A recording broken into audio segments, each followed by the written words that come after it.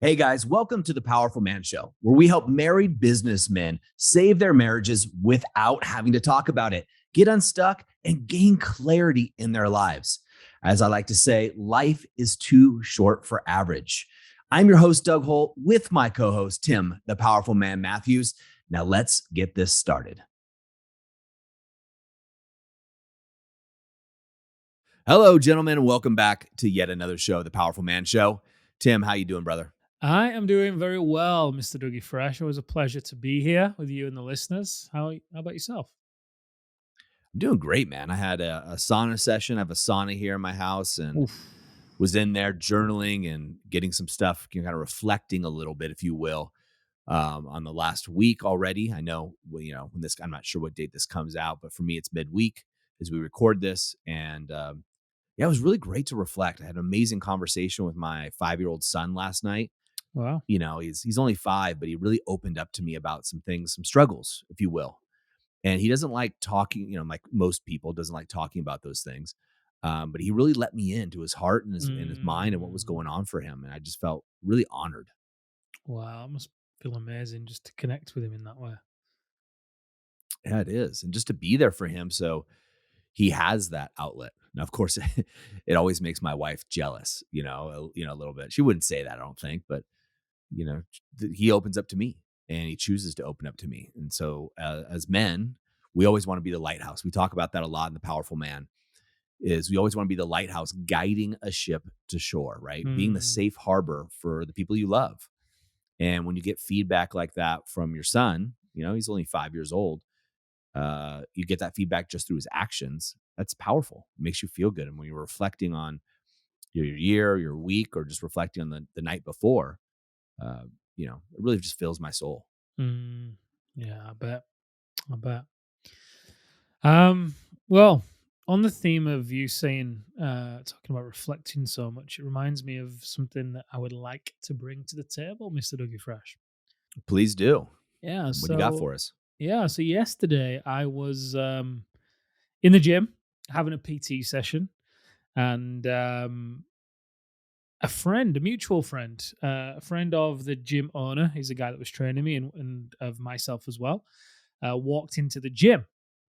And naturally, you know how it goes. You used to be a trainer. I used to be a trainer.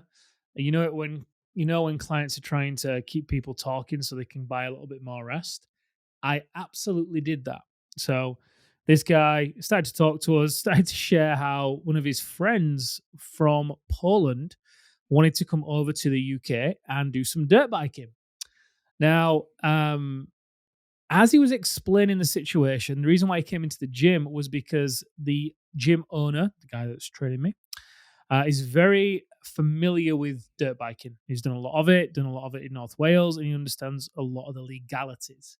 So he wanted to get some advice so he could go back to his friend in Poland and tell him to watch out for, because there are some crazy laws in the UK, as I learned yesterday. One of them being that if you get caught on a particular path twice, the second time that you get caught, they actually confiscate your vehicle and they crush it. So obviously, you want to you want to avoid that happening. Um, Hmm. but as he was describing and talking about all the different things to consider, this mutual friend caught himself getting sucked into trying to solve this person's problems. And he stopped and he actually said, "Hey, actually, do you know what? This isn't my problem. This is his problem." So I'll leave you to talk to him about all this stuff, and we'll leave it there. And it just immediately switched the topic of conversation. It made me really reflect in that moment. I mean, it was such a subtle thing that he did, but it made me reflect in that moment. Where am I taking on other people's problems as my own? Because as business owners, we're so used to solving problems day in, day out. It can be so easy when we talk to people, be it when I speak to my partner, Amelia, or people on the team, or family, or whoever it may be. It can be very easy to fall into that mindset of listening to solve versus listening to connect.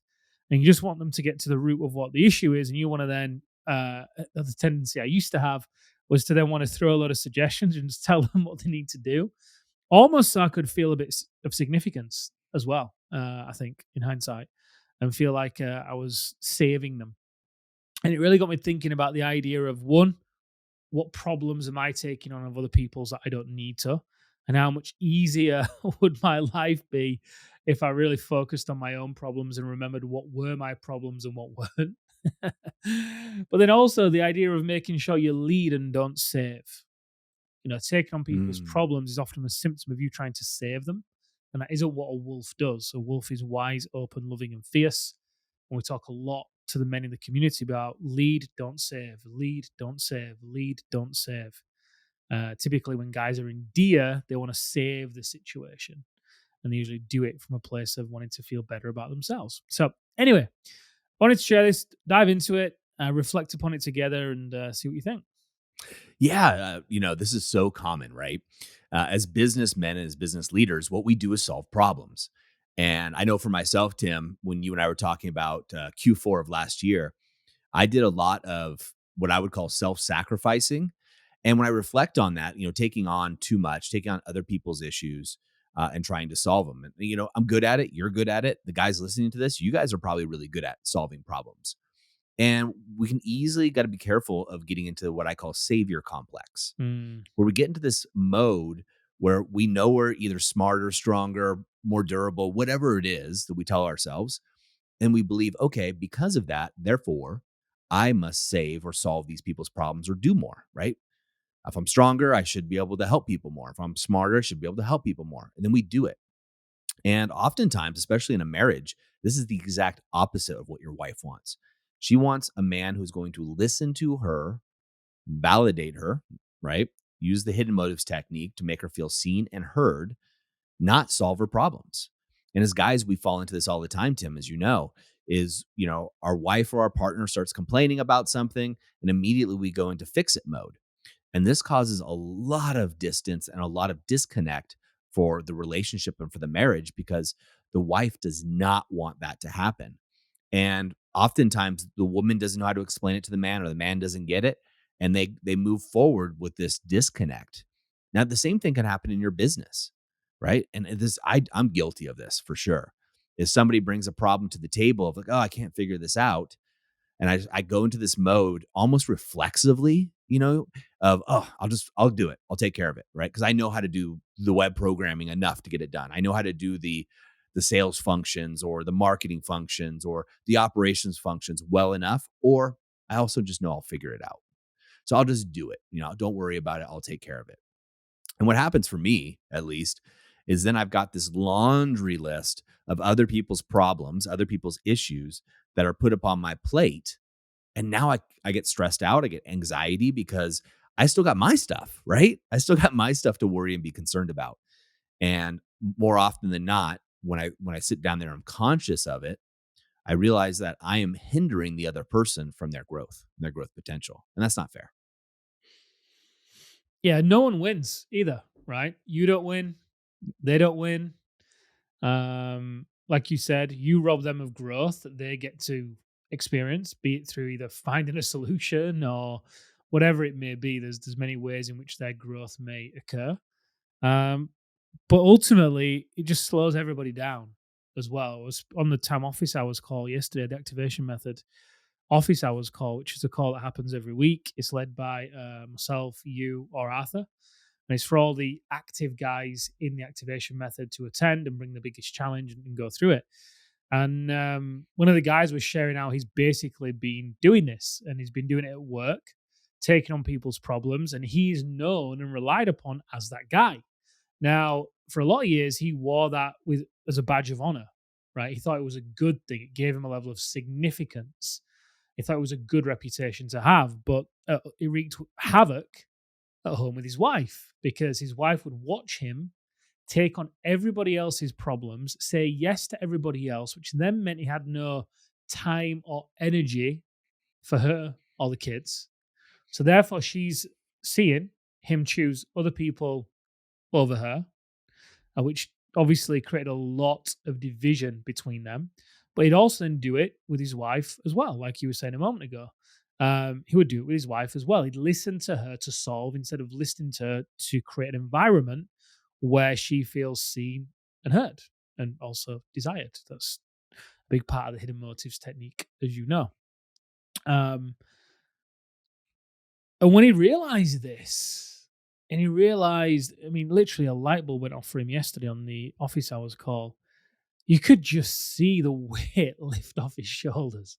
Once he realized, one, what he was doing, two, why he was doing it, and three, how to just stop it, because you really can just stop doing it. There'll be an urge there for you. Um, but you can stop it. You literally can flick the switch. And the lightness, the weight that lifted off this guy's shoulders was visible. It was huge. I bet it was. You know, it's interesting when we actually realize we don't have to be the savior. When we actually determine that our identity is actually much stronger than that. What I Mhm, mean by that is, you know, for us, if we focus on our identity being a savior, the identity being the guy that solves all the problems, we get to realize, or we lose within ourselves our ability to grow in other areas. mhm, Because what happens is when we're confronted with somebody who can solve their own problems, it can make you as a man feel less than.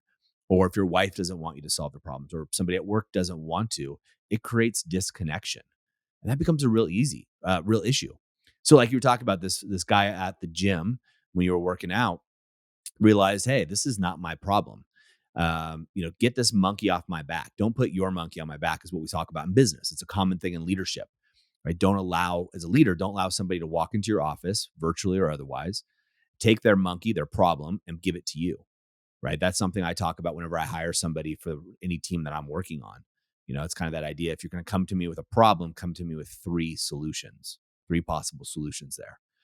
So I'll help you decide upon those solutions, but don't leave a problem on my desk. I'm not available for that.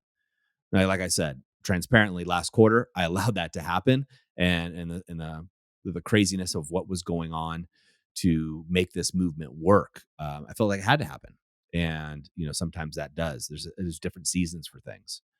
So it'd be interesting as we wrap this up, Tim. What are a couple things that men can do today to get them out of this cycle? First of all, recognize that you're in it.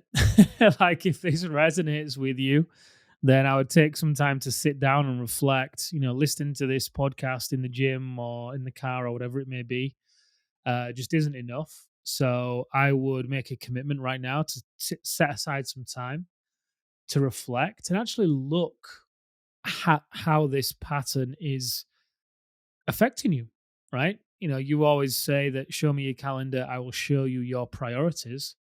Well, pull your calendar up, have a look at it. How have you been spending your time? What problems are you solving that really you don't need to be solving, that aren't yours? And whose problems are there? So become aware of where you are starting from is the first thing. Lean into why you're doing it as well. Maybe what you've heard on this podcast hits the nail on the head. The idea of being the savior, the idea of feeling important, the idea of feeling needed, maybe the rush and the thrill that you get from all those things as well, right? So just, you don't need absolute perfect clarity on that, but just find a level of clarity that feels true for you, and you'll understand what that means as you do it. And then the third piece is, after you've got the what and the why, is to move to the how. So how do you shift this? How are you going to act differently next time? Like, if you were to look at the problems, like I said, and realize who should be solving those problems, then what's going to happen in this coming week when they come to you with the next problem? Maybe you're going to just simply respond with what Doug said then. Hey, next time, now go away. I want you to bring me 3 solutions with this problem. Maybe that's one of the ways you respond. Maybe one of the ways you respond is saying no to them and letting them know why you're saying no. Because you realize that you are taking on everybody else's problems and it's robbing you of performing at the level and doing the things for the business, let's say, that you need to do in order to help the business, including that person, reach its goals so everybody can win. So I've got to say no on this occasion, but I'd love to help you. So if you could bring me 3 solutions on Friday, 10 a.m., we can sit down and work through them. Come up with a game plan. You're smart enough, I'm sure, and then just stick to it. Just stick to it. But like you always say, Mr. Dougie Fresh, at the moment of insight, take massive action. If this resonates, do not leave this podcast without committing at least to some time to reflect on this. Regardless whether you go through those 3 steps, at least reflect, and break this pattern. Love it. There you go, guys. From Tim, the powerful man, Matthews himself. Gentlemen, as we do say, as Tim says as well, take action, guys. Don't just go from one podcast to another. No need for any educational masturbation, as I like to call it. I used to do it too. So take action. Take some insights here. We're here for you guys. And as I always say, I'm in your corner. Have an amazing day, guys. We'll see you next time on the Powerful Man Show. All right, guys, that's a wrap for this episode. But as I always say, in the moment of insight, take massive action. You see, there are two types of men that listen to a podcast like this. Those that go on from one podcast or show to another, just hoping things are going to change and realizing that they're going to be in the same place month after month, year after year. You see, I was this guy, so I completely get it. You may just not be ready. But there's also a second man that listens to a show just like this. And this is a guy who takes massive action so they can shorten the learning curve, compress time, and get results to be the wolf. See, wolf is an acronym for wise, open, loving, and fierce. Now, ask yourself, which one am I? And just be honest with yourself there. And there's no judgment on my end, but if you're ready to move from deactivated deer mode, which is defend, excuse, explain, react, to activated wolf, wise, open, loving, and fierce, then go over to thepowerfulman.com/grow and go there now. In fact, I'll make it super easy for you. I will even put the link right in the description here, so you can just click it and go over there now to learn more. Guys, in the moment of insight, take massive action. Go from deactivated to activated, because like I said, life is too short for average. And I'll see you on the next episode.